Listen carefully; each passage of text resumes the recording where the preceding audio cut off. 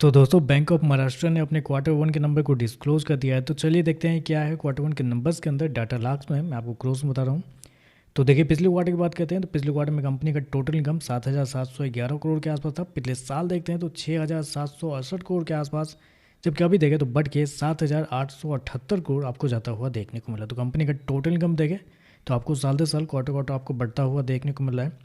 Company के interest income की बात करते हैं तो देखिए पिछले क्वार्टर में कंपनी 6,730 करोड़ जनरेट किए थे, पिछले साल 5,874 करोड़, जबकि अभी देखें तो 7,053 करोड़ आपको जाता हुआ देखने को मिल रहा है। तो कंपनी का इंटरेस्ट इनकम भी देखते हैं तो आपको साल दर साल क्वार्टर क्वार्टर बढ़ता हुआ देखने को मिल रहा है। हालांकि बैंक है तो बैंक में सबसे ज़्यादा इंपॉर्टेंट होता है कंपनी की नेट इंटरेस्ट इनकम। तो वो अगर देखते हैं तो पिछले साल कंपनी का एनआईए था 2,799 करोड़ के आसपास। पिछले क्वार्टर में देखते हैं तो 3,116 करोड़, जबकि इस क्वार्टर में देखते हैं तो कंपनी का नेट इंटरेस्ट इनकम 3,291 करोड़ आपको जाता हुआ देखने को मिला। तो कंपनी का नेट इंटरेस्ट इनकम भी देखें तो आपको साल दर साल क्वार्टर क्वार्टर बढ़ता हुआ देखने को मिल रहा है। तो रेवेन्यू के मामले में कंपनी के नंबर अच्छे आपको देखने को मिल रहा है।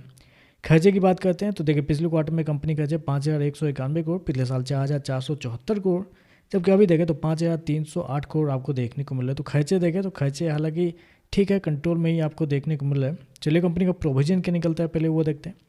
तो देखिए प्रोविजन के रूप में पिछले क्वार्टर में कंपनी लगभग 983 करोड़ रुपए गंवाए थे, पिछले साल 950 करोड़ के आसपास, जबकि अभी देखें तो 867 करोड़ के आसपास आपको देखने को मिले। तो प्रोविजन देखें तो आपको साल दर साल क्वार्टर क्वार्टर कम होता हुआ देखने को मिल रहा है, जो कि एक अच्छी बात यहाँ पे निकल के आ रही है। चलिए कंपनी का प्रॉफिट क्या निकलते हैं वो देखते हैं। तो देखिए पिछले क्वार्टर में कंपनी का प्रॉफिट लगभग 1,493 करोड़ के आसपास, पिछले साल 1,293 करोड़, जबकि अभी देखें तो 1,592 करोड़ आपको जाता हुआ देखने को मिल रहा है।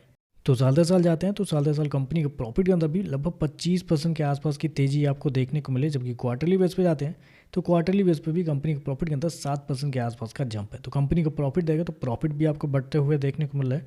तो हर एक पैमाने पर कंपनी नंबर बेहतर आपको देखने को मिल रहा है। चलिए कंपनी का एनपीए क्या है वो देखते हैं। तो देखिए पिछले क्वार्टर में कंपनी का एनपीए मतलब ग्रॉस एनपीए अगर देखें तो 1.74 था, पिछले साल 1.85, अभी देखें तो 1.74 आपको देखने को मिला। जबकि नेट एनपीए देखें तो 0.20 से गिर के 0.18 आ चुका है, जबकि पिछले क्वार्टर में भी 0.18 के आसपास था। तो नेट एनपीए ग्रॉस एनपीए भी देखें तो आपको ठीक देखने को मिल रहा है। और कंपनी के मार्जिन की बात करते हैं तो कंपनी का ऑपरेटिंग मार्जिन हालांकि थोड़ा सा गिरा है, 34% से गिर के लगभग 32.5% के आसपास आपको देखने को मिला, लेकिन नेट मार्जिन देखें तो 19% से बढ़ के 20% के आसपास आपको जाता हुआ देखने को मिला। तो ओवरऑल देखा जाए तो नंबर तो हर एक पैमाने पे आपको बेहतर आपको देखने को मिला है। रेवेन्यू, प्रॉफिट, एनपीए, प्रोविजन सारा कुछ देखें तो पिछले साल पिछले क्वार्टर से बेहतर आपको देखने को मिला है। तो चलिए बस आज के लिए बस इतना है। वीडियो पसंद आए तो लाइक कीजिएगा, साथ में साथ चैनल को सब्सक्राइब जरूर कीजिएगा। धन्यवाद।